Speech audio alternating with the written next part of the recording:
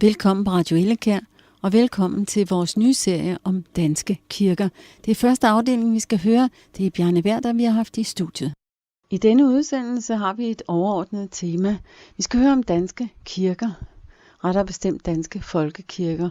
Og Bjarne Werther, du har i de sidste 2-3 år beskæftiget dig med at registrere danske kirker.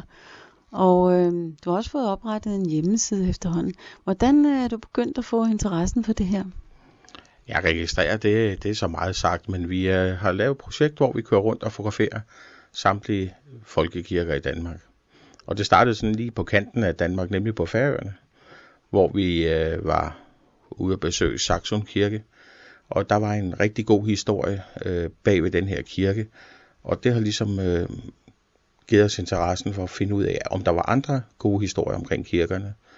Og så synes vi, de her danske kirker i det danske landskab, det er noget af det mest danske, vi har. Der er ingen andre, der har så mange middelalderkirker i verden, som vi har. Du har jo altid været historisk interesseret, har jeg forstået, ikke? Ja, det er rigtigt. Og jeg synes, det er meget fascinerende, at nogle af de kirker, de første middelalderkirker, de får omkring år 1050. De er snart 1000 år gamle. Det er jo helt enestående, at vi har så stor en kulturarv stående i så mange eksemplarer, som vi rent faktisk har. Man kan jo sige, at det er jo netop kulturminder. Nogle af dem henstår måske næsten som en slags museer i dag. Det er korrekt. Altså man kan sige, at mange af dem er måske nok bygget om. Men nu for eksempel et land som Sverige, de har i slutningen af 1800-tallet, har de virkelig gået meget, der har de virkelig hugget kirkerne ned. De har revet dem ned, alle middelalderkirkerne. Så en del af vores projekt går også at registrere eller at fotografere de gamle danske kirker i det sydlige Sverige, Skåne, Halland og Blekinge. Men der er ikke så mange, selvom det er et stort område, fordi man simpelthen har revet ned og så bygget nye på den tomt, der var.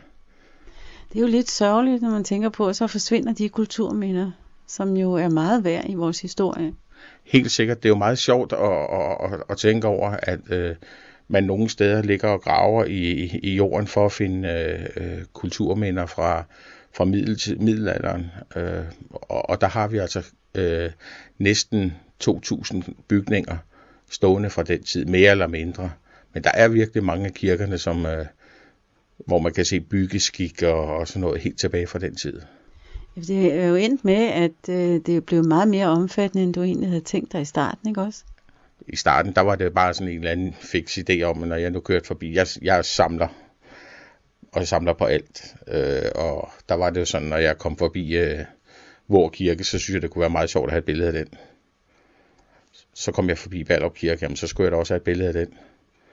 Og så lige pludselig, så sad jeg på krogen, og der er cirka 2.400 kirker, og det er altså lidt af en mundfuld. Og så har vi jo så ydermere udvidet det, så det bliver alle kristne kirker. De eneste, vi ikke har med i vores projekt lige i øjeblikket, det er Rigssal og til Jehovas vidner, og dem har vi ikke med. Men der er både, hvor vi har været på Færøerne, som sagt, vi skal til Sverige, vi skal til Slesvig, vi har en skuffeplan, der hedder Norge, og der er også kirker på de vestindiske øer. Det griber om, så kan jeg høre, hvornår slutter det? Jamen, jeg tror ikke, det slutter, fordi så er der jo, allerede nu har vi jo fundet ud af, at der er mange nedlagte kirker. Den her debat, der køres i København med at nedlægge kirker, den er jo slet ikke ny. Altså her forleden dag var vi nede og besøgte Buderup Ødekirke nede ved Støvring. Og det er en kirke, der har været nedlagt siden 1907, tror jeg det er. Og der har jeg så læst lidt om debatten. Den Støvring, som lå, eller jeg kan ikke lige huske, om det er Skørping eller Støvring, der er den nærmeste by, lå et stykke fra. Og kirken var efterhånden, den lå for langt, folk havde for langt til kirke. Og der var en meget ophedet debat, om man skulle rive kirken ned og bygge den op igen af de samme sten i den nærliggende by. Man valgte så at nedlægge den, og så bygge en ny kirke der. Og det er jo noget af den historie, har vi jo i København i øjeblikket. Der er for eksempel Sjælør Kirke, den ligger nærmest i Valby, som er lukket for nogle år siden og solgt til spejderhus. Så det her med at nedlægge kirker er ikke noget nyt. Men der ligger også rundt omkring i landskabet, ligger der fundamenter af gamle kirker. Og dem er vi så også prøvet at komme på sporet af. For et par måneder siden var vi på Djursland, og der fandt vi, at dels ligger der en kirke, kan ikke lige huske, hvad den hedder, den ligger ude i et mindre krat. Og det eneste, der står, det er sådan set portalen, hvor man kommer ind, og så er klokkestablen der. Det er alt, hvad der er tilbage. Og det var også et spørgsmål om, at landsbyen havde nærmest flyttet sig i forhold til kirken, og så byggede man en ny kirke og lod den gamle være. Man kan jo sige, det lyder som nærmest et detektivarbejde. Jamen, det er sjovt, fordi også på Djursland, der var vi nede i nærheden af Vrinders, og så en kæreste, som går rundt og tager billederne, hun finder lige pludselig ud af, at der ligger et kapel ude på en mark. Og så måtte vi ud og finde det kapel, og det viser sig så, at det er en nedlagt kirke, hvor våbenhuset er tilbage og fungerer som kapel. Og der var vi så ude og fotografere det også. Og det viser sig rent faktisk, at folk, der har familiegravsted derude, stadigvæk kan benytte det. Og om sommeren er der så almindelige sommergudstjenester i det frie. Når I nu tager rundt forskellige steder, så er det jo tit, I også går rundt på kirkegårdene, kan jeg forstå, og så støder I på en graver. Og de plejer gerne at være ret godt inde i sagerne. Ja, altså, det er jo sjovt, fordi de ved utrolig meget, ikke kun om kirken, men om hele lokalsamfundet. Og der kan jeg jo så nævne, at vi var på Solbjerg Kirke, nede ved, her syd for Limfjorden. Og der mødte vi så en graver, som kom med, fortalte os alle historierne. Og blandt andet i den anden ende af sognet, Korup hed det, var der tidligere en kirke, som man ved et tilfælde fandt en sten fra, da man pløjede marken. Den sten, den fik man bakset op til Solbjerg Kirke, og den står nu som monument ved de ukendte grav. Og det er jo også en sjov historie, at man prøver at bevare fortiden på en eller anden form, om enten som symboler eller så vidt muligt, så er der er mange historier derude, rigtig sjove. Rent faktisk så er det sådan, så de sidste sommer har man på den plads, hvor kirken lå, og det kalder man så rent teknisk en ødekirke, men der holder man stadigvæk friluftsgudstjeneste om sommeren. Vi var nede forbi, der står et stort trækors, sådan 7x5 meter, den er så dekoreret med et par papguitar. Det var sådan lidt specielt, men der var også en god historie der, som graveren han kendte til. Er det så noget, der kommer med i din registrering, eller jeres registrering? Nu ved jeg, at I har lige sat en netside op, en webside op under Danske Kirker, men det kan du fortælle lidt om. Ja, altså udover at vi beskriver, vi tager fra, dels har Nationalmuseet en hæfteserie, der har kørt siden 1947, hvor man beskriver alle kirker. Og det er jo så et evighedsprojekt. Jeg tror, de er nået omkring halvvejen. Og hvis man stabler alle de her hæfter oven på hinanden, så er det noget med 6 meter højt, der rager. Men der er også andre kilder. Der er J.P. Trap. Det var en officer, som en eller anden konge, jeg kan ikke lige huske, hvem det var, der bad om at få registreret Danmark. Og den er registreret ned til, hvor mange geder, hvor mange heste der var i hver enkelt sogn. Og der er altid en beskrivelse af kirken. Og det lægger vi så ind i forbindelse med kirken. Når der er et billede, så kan folk se det og læse om, hvilke ændringer der har været. Men der er mange ting, vi prøver at stoppe ind på hjemmesiden. Vi vil skrive noget om byggestil, sådan så folk kan gå ind og se, hvad er en romansk kirke. At man ikke bare skriver det i teksten, og så sidder man og tænker, hvad er mon det? Med hvilke kendetegn. Så der bliver en kort beskrivelse, så når man ser en kirke, så kan man ligesom selv finde ud af, hvornår den cirka er bygget. Den romanske periode i Danmark varede med hensyn til kirker fra de første kirker så op mod reformationen i 1536. Ikke? Og der kan man gå ud og sige, det er det, man kalder rundbuestil. Ikke? Den bliver så senere afløst af den gotiske stil, hvor det er spidsbuer, og det var det var et eller andet sted. Nu var man jo blevet protestanter i stedet for katolikker, så alt det strenge, der foregik i kirken, er ændret lidt. Nu skulle kirkerummet være lyst og åbent, så derfor så valgte man at lave spidsbuer, større vinduer, høje hvælv og sådan nogle ting, for at lyset kunne komme ind, for lyset var jo guddommeligt. Det var jo fra himlen selv. Ikke? Det er jo meget interessant for folk, der gerne vil ind og se på kirker og det historiske. Hvornår er de bygget? Var det før reformationen eller efter? Ja, og det er jo sjovt. Altså, vi er ikke så meget interesseret i det, der er indvendigt.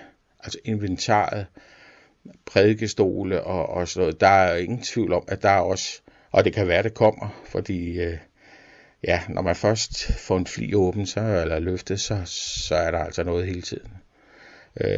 På et tidspunkt, der kom jeg til at læse om nogle kirkeklokker, og de har jo også en helt speciel historie, og de har jo været brugt til meget, de her kirkeklokker. De har jo signaleret glæde og fest i sognet.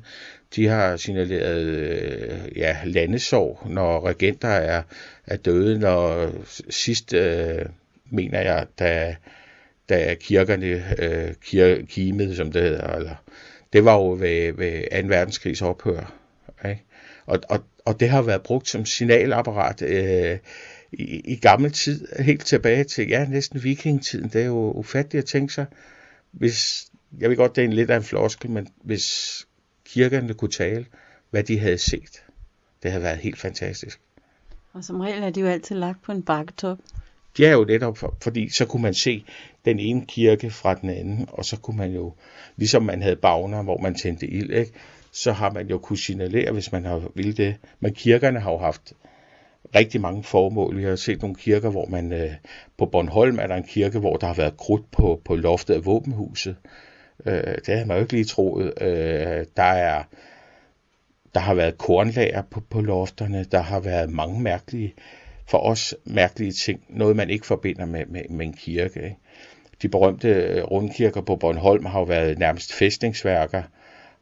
Og der er jo også en helt speciel historie omkring det der, som med korsridder og alt det her, som, det er jo et helt andet program næsten, ikke? Hvad der sker omkring det, ikke? Jeg kan godt høre, at vi skal udvide vores historietime her med at fortælle om de danske kirker, og hvad de egentlig blev brugt til gennem tiderne. Det er jo det, der er meget spændende. Jamen altså, normalt er der jo i et sogn, er der mindst én kirke, ikke? Og der er jo så et vis antal sogne i herrederne, og jeg elsker de gamle herreder, de der Fleskum herreder, det lyder jo fantastisk, det navn. Og der har jo så været en overkirke, altså en herredskirke, hvor man måske har haft arkiv for området, der for herred, ikke ligesom man har haft rådhuse, eller hvad der nu er kommet senere. Så. Når du taler om herreder, undskyld, jeg afbryder dig, det er så det, der svarer næsten til provsti i dag? Nej, et herred er større. Det er større. Men det er jo også en ting, som vi må ind og kigge på. Hvordan er folkekirkens opdeling? Altså, der er jo et sogn, hvor der er mindst én kirke. I de store byer er der som regel, eller flere gange 2 kirker. Ikke? Og så er der jo så er det jo delt op i et pastorat, og igen så bliver det stifter, og der er rigtig meget. Ikke? Og det er jo også et spørgsmål, når man laver en hjemmeside, hvordan deler man det op? Hvordan finder interesserede lige den kirke, de vil finde? Fordi vi bruger meget dels stifter, dels herreder, de gamle amter fra før 1970. Der var lidt flere end de regioner. Der er kun 5 regioner i dag. Men dengang, der var jo, jeg tror, der var til 24 på et tidspunkt, har der været af gamle amter. Og det gør jo så, at vi kan dele landet lidt længere ind, eller lidt mindre ind. Det er så svært at vide, om folk de kan huske, at man boede i Tønder Amt, eller man boede i Ribe Amt, eller hvad det nu hedder. Ikke? Nu sagde du selv, det var sådan lidt sjov interesse. Hvordan reagerer sådan venner og bekendte familier, når de hører om, hvor meget I egentlig går op i det her? Det er sjovt, når man er til familiefester og sådan noget, folk de spørger, hvad man sådan går og roder med. Jamen, så kigger de skævt til, når man siger, at man tager billeder af kirker. Og når de siger det, så går der ikke ret lang tid, så spørger de, om man nu kender en eller anden tilfældig kirke, man har set fra motorvejen, eller den kirke, de ikke er konfirmeret eller gift i, eller så et eller andet sted, så er der altid, måske ikke den varme interesse for det, men folk bliver nysgerrige alligevel. Der er altid nogle kirker, som folk er fascineret af. Det kan være de store Marmorkirken for eksempel, som er fantastisk, Grundtvigskirken. Men der er altid en eller anden kirke, som folk de synes, den er speciel. Jamen det har vel også noget at gøre med, at man har nogle gode minder, eller man er selv døbt i den, familien måske har en tilknytning, man er gift i den, eller nogen man kender, har valgt den kirke, for det går man jo meget op i dag, når folk skal giftes. Hvor skal de giftes? Hvilken kirke? Og det ser man jo på så mange, tilfælde. Det skal være landsbykirken. Den der lille romantiske med ikke ret mange huse omkring, og den skal ligge åben og så videre. Ikke? Men også, som vi kan se, vi kørte en tur nede på Sjælland, nede mod Korsør, og så ligger der en hvid Kindertofte Kirke, som ligger midt i en gul rapsmark. Altså, det var taget ud af en reklamefilm for Danmark. Det var så flot. Ikke? Og det lægger folk mærke til. Og de kan huske, når man så begynder at snakke om det, ikke? Nå, jamen, der var også den der. Alle kender Roskilde Domkirke, som også er fantastisk. Når man kommer i udlandet, så kender folk jo alle de der store kirker, vi har trods alt. Det er jo attraktioner. Specielt turister er jo fascineret af de her kirker, der ligger så smukt på højene rundt omkring i landskaberne, ikke? Og de bliver også vist fra Danmarks Turistråds brochurer og så videre. Men det er det jo også for os andre, hvis vi lærer at sætte pris på dem. Ja, man kan også mærke det i lokalsamfundet. For eksempel, når det er ikke alle kirker, der er åbne, men nu har man lavet et projekt, der hedder Vejkirker, og det er simpelthen nogle kirker, som på almindelige hverdage, når graveren er på kirkegården, så åbner man kirken. Nogle steder har man monteret alarmer, så man ikke kan komme op ved alteret, men kirken er åben. Man kan gå ind og sidde, hvis man har behov for det en stille stund, kan man gå ind og sætte sig. Ellers så er der jo masser af kunst og den slags ting at kigge på derinde. Og det er jo en mulighed for at få det ud til folk ved at åbne dem, i stedet for at låse dem. Der er gudskelov ikke så meget hærværk, som der har været. Og det synes jeg jo er positivt i de her tider, at man tør gøre det, og folk respekterer det. Ja, for der har jo også været tyveri og hærværk, som du siger, og det er jo derfor, man begyndte at lukke kirkerne. Ja. Og det har det jo været i mange år, men som du siger, de her vejkirker, det er altså ikke alle kirker, der har åbent, kan jeg forstå, men de her vejkirker. Nej, men der er udgivet, jeg kan mene, at det hedder Kirkefondet, som har udgivet en brochure med vejkirker øst for Storebælt og vest for Storebælt. Jamen, de er meget gode til at, hvis man interesserer sig for kunst. Der er jo mange kunstværker, altså nogle steder har kunstnere som Joachim Skovgaard og andre kendte kunstnere, også moderne kunstnere, de har jo malet altertavler og helgenbilleder og hvad det nu ellers kan være rundt omkring i kirkerne. Så der er masser at gå ud og kigge på. Og så er der jo mange steder, har menighedsrådet lavet en folder, og det kan være alt lige fra et A4-ark, som ligger til, man bare kan tage i kirkerne. Andre steder så er det nærmest små bøger, hvor der udover historier om kirker er historier om lokalsamfundet. Jeg vil ikke kalde dem skrøner, men jeg ved ikke, hvad man skal kalde dem så, men det er sådan nogle, der har tendens til røverhistorier, og der er masser gemt i det. Rigtig gode historier. Ja, jeg sidder og tænker på sådan en kirke som Dronninglund Slotskirke her i Vendsyssel. Der har man jo lavet rigtig meget omkring historien, og der ligger også flere begravet inde i selve kirken, også under kirkegulvet. Det gjorde man jo før i tiden. Altså skal vi jo langt tilbage selvfølgelig. Ja, altså det er jo stoppet en gang i, jeg kan ikke huske årstallet, men det var jo på grund af sygdomme, ikke? Det var jo dengang man troede, man kom nærmere himlen, når man betalte sig for at komme til at ligge tæt på alteret og så videre. Men af sundhedsmæssige årsager må man ikke blive begravet inde i kirken, udover selvfølgelig kongehuset i Roskilde Domkirke. Ikke? Og den sidste, der er jo også et enkelte, der er blevet gravet udenfor, altså helt uden for de kirkegårdene. Ikke? Der er jo Holger Drachmann op i klitterne oppe i ved Skagen, og Karen Bliksen, som ligger på Rungsted Lund. Men det er så også den sidste, som har fået tilladelse til at blive begravet udenfor, og det er jo så en gang i 60'erne. Nu er der så nogle, jeg ved ikke om vi skal kalde det forhandlinger, men der er nogle idéer om, at folk skal kunne blive begravet i skove og sådan noget, men indtil videre er det ikke tilladt. Det kan også blive meget uoverskueligt, så skal man også kortlægge det. Jeg ved, omkring Holbæk har man lavet noget, de kalder naturkirkegård. Og det er jo så åbenbart noget, hvor der er lidt friere rammer, hvor det ikke er alt det her formklippede stedsegrønt, men hvor der måske er store træer og lidt langt græs og sådan noget.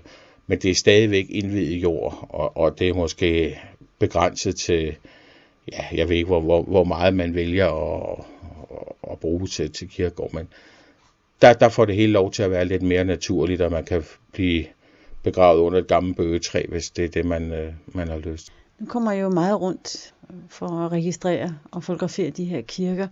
I må også se en masse smukt landskab, som man normalt ikke ville komme til at se, fordi man kommer ud af de små veje. Vi kommer virkelig ud af de små veje. Altså Færøerne, som det hele tiden startede, der har vi jo kørt på alt, hvad der hedder asfalt deroppe. Stort set. Vi har været i den mindste bygd. Og vi har nogle gange, da vi kørte over Færøens højeste punkt, der må jeg godt nok indrømme, det var i det tidlige forår, der var sne på vejen.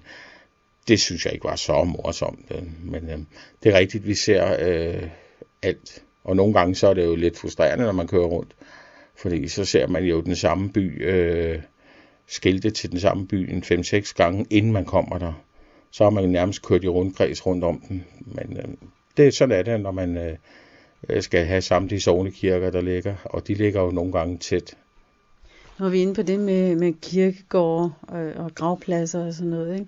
Og kirkegården er jo også noget af det, som mange udlændinge, altså turister, der kommer, er meget forbavset over, hvor velholdte de er, hvor smukke de er.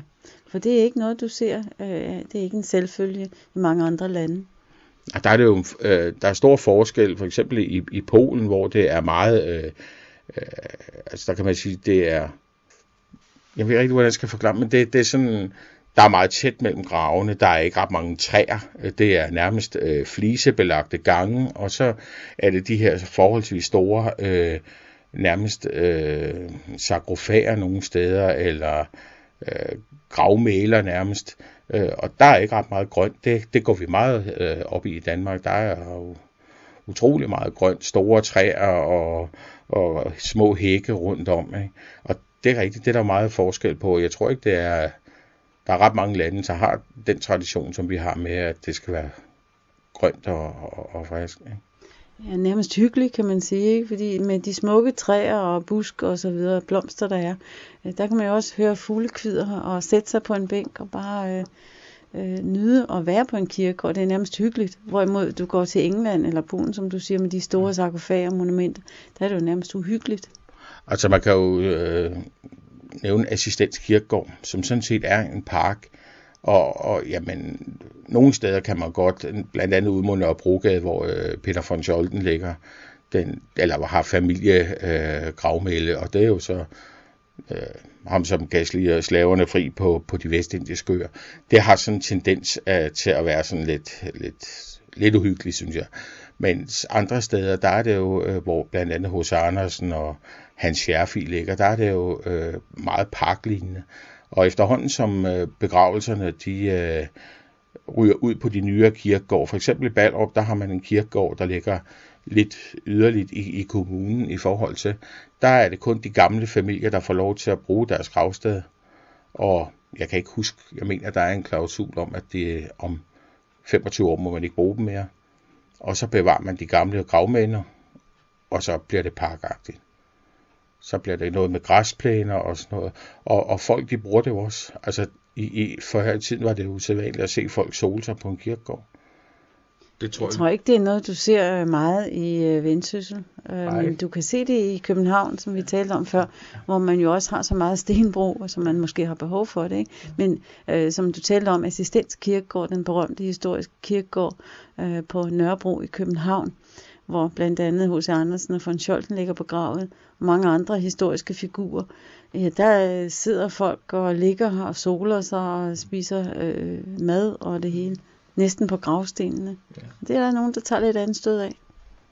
Jo, men når der går nogle år, så bliver det også, så er der en vis distance til det, ikke? Altså, H.C. Andersen, jeg ved ikke, det kan godt være, at folk de synes, det er måske lidt morbidt på en eller anden måde, men jeg synes egentlig, at efterhånden, så alt det her kirkemæssigt, det bliver også skubbet lidt væk. Altså, og ja, en kirkegård, det er jo sådan lidt, hvad skal man sige, hvor mange kommer der? Altså, alting bliver jo sterilt i det her samfund, ikke?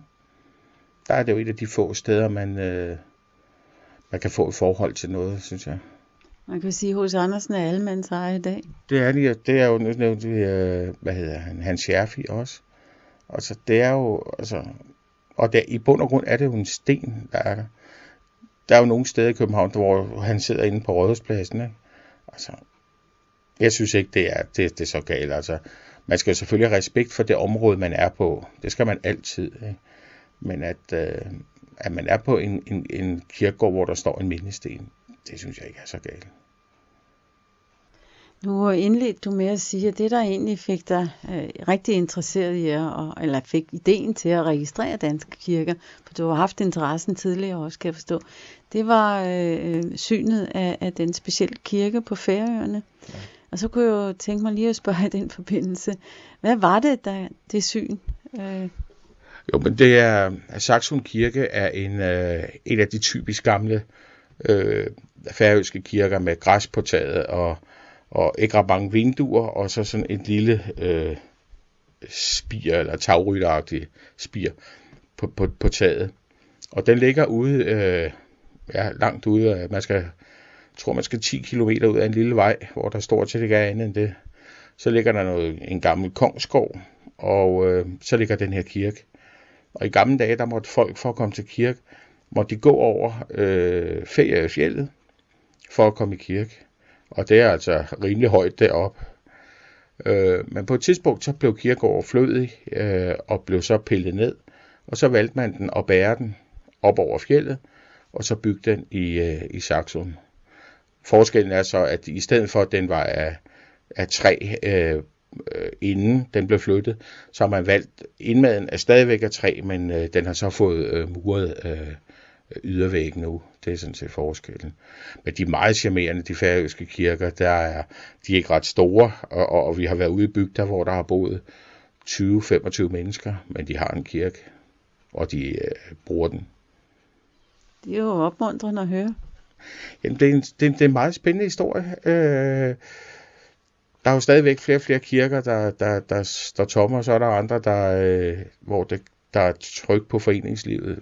Ja, det lyder måske lidt mærkeligt at sige foreningslivet, men sognelivet, ikke? Der er mange aktive kirker, som også går ind og blander sig i lokalsamfundet. Der er mødergrupper flere steder. Der er i hvert fald på Sjælland har vi noget, der hedder Gud og Spaghetti, hvor man så koger spaghetti og kødsovs til dem, der møder frem. Altså, så jo, der er mange steder, hvor kirken er utrolig vigtig. Det er nok i de fortravlede store byer, at den bliver lidt i baggrunden, kommer lidt i baggrunden. Ikke?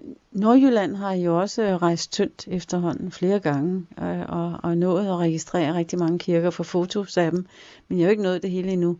Hvad er indtrykket fra kirkerne i Vendsyssel? Altså, der er jo mange kirker heroppe, som er kuldede kirker. Det er dem uden tårn. Det er de meget tit bygget i granit, dem uden tårn her, og det er jo nogle af de oprindelige kirker. Ikke? Men altså, der er det jo igen sjovt, når vi kører sådan landsmæssigt, fordi på Lolland, der har man mange lyserøde kirker.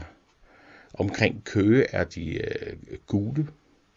Og der er altså et eller andet, og det er jo også sjovt. Jeg har ikke nået endnu at finde ud af, hvorfor har man kalket kirkerne lyserøde på Lolland og Falster. Hvorfor er de gule på omkring Køge? Og der må være en eller anden grund, men hvor jeg finder den, det ved jeg ikke. Jeg skal nok prøve at gøre, hvad jeg kan, men jeg synes, det er spændende. Det er jo en uendelig opgave, det her. Det er det, og det er også noget, der koster penge. Vi har været for eksempel på Hirsholmene med postbåden ud, og det koster jo trods alt en del for at få et billede af en kirke. Der er 2 gange på Færøerne, vi mangler stadigvæk. Vi har været på de øer på Færøerne, der er fast forbindelse eller færger. Der er så nogle enkelte, hvor der sejler en postbåd, og der mangler vi altså så stadigvæk. Der er Anholt, som tager måske 3 timer at sejle derud, og så skal man videre, og når man skal videre, så kan man ikke nå den samme færge tilbage. Så det er noget, der tager en dag for at få et enkelt billede. Så kan man jo så sige, hvor der er mange småøer. Altså Venø nede ved Struer og Fur, jamen det tager måske 10 minutter at sejle over. Det er jo ikke noget problem. Men der er virkelig nogle steder, hvor i foråret var vi nede i Smålandsfarvandet, hvor vi tog Agersø, Fejø og Femø på en dag på sådan en speciel billet. Ikke? Men det var noget med at tage den første færge og komme hjem med den sidste. Ja, jeg tænker på, nu har jeg været på Færøerne et par gange, og skal måske derop igen, kan jeg forstå på dig. Jeg kan ikke lade være med at tænke på sådan et sted som Grønland. Det var også med i rigsfællesskabet. Det er det også, og Grønland er jo så, selvfølgelig er det på tegnebrættet, men det er sådan, det er langt ude. Det er meget dyrt at tage til Grønland. Men helt klart, fordelen ved Færøerne er, at vi kunne tage det op i egen bil. Vi sejlede fra Hirtshals den ene gang, og der kunne vi jo tage vores egen bil med. Vi kunne køre rundt derop. Grønland, der sejler man fra bygd til bygd, eller så flyver man. Og så bliver det dyrt. Men det er jo en del af projektet. Ja, jeg kan høre, det bliver meget mere spændende efterhånden, som tiden går.